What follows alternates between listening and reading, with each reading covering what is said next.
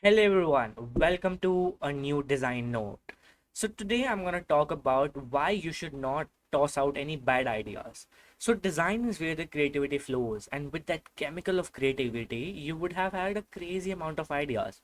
Some might be good, some might be bad, or some might be mediocre ones. One word of advice from me is that you always should keep a note of all the ideas that you have, even the bad ones, because you should not toss them out. My personal suggestion would be keep a notebook, keep a database, no matter how you manage it. It can be with the Google form, can be with the Notion, or can be just a notebook that you already have in your stationery. Some of these ideas, so-called bad ideas, might come in handy in the later product development process. Even if they are not put in use, they might serve as inspiration for your team's next big idea, or as such minor functions, or in the next sprint.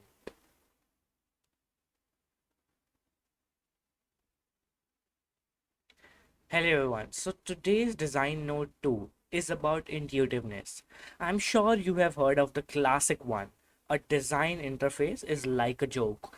If you need to explain it, it's not that good.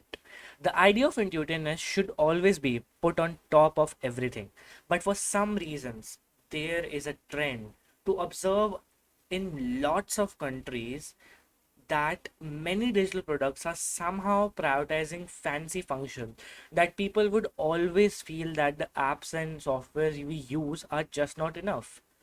We are always on the path of pursuing functionality, but put behind our initial version. Okay, sorry.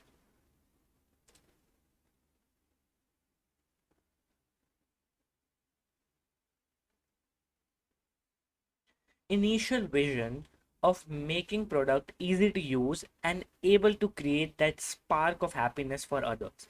As a designer and product manager, I feel like in the hustle and bustle of the current design wave, it's good to stop for a while and think deeper about qualities that make a good product.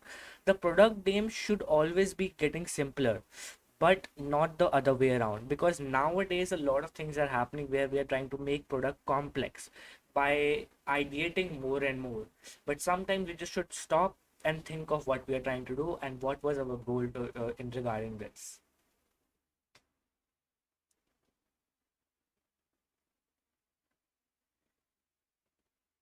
Hello everyone. So today's design note is all about 6 do's and don'ts of a UI UX designer.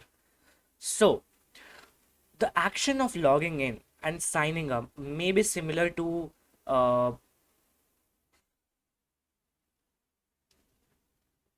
the action of logging in and signing up may be similar, but they are clearly not the same. Make sure to apply a different hierarchy to distinguish them. Strict password requirements to help protect users' data and act as the primary line of protection against unauthorized access to personal information, because that is very important. Depending on the product, login and sign up pages may be the first step of the user journey, but put their buttons in a visible spot so that the user can find them easily and act upon them. We are all constantly misprint in different inputs, and the password input an exception. Put the checkbox or eye icon near the password field for that purpose. And these things are really important nowadays. When in Rome, do as the Romans do. If you are using social logins, respect the guidelines of the company they are integrated with.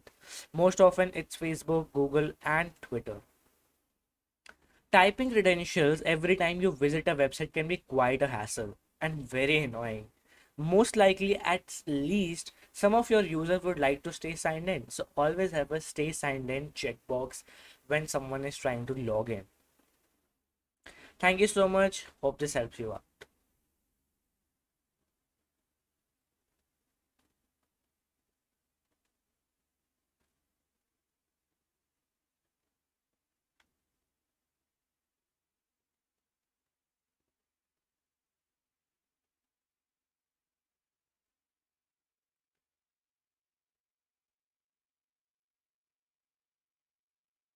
Hey everyone, Today's design note is very short and it's basically a checklist that what you should cover in your UX case study or not.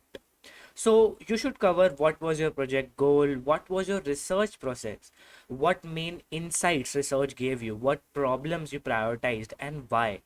What was your ideation process? How did you select these ideas? What did you learn from testing and how did you measure results?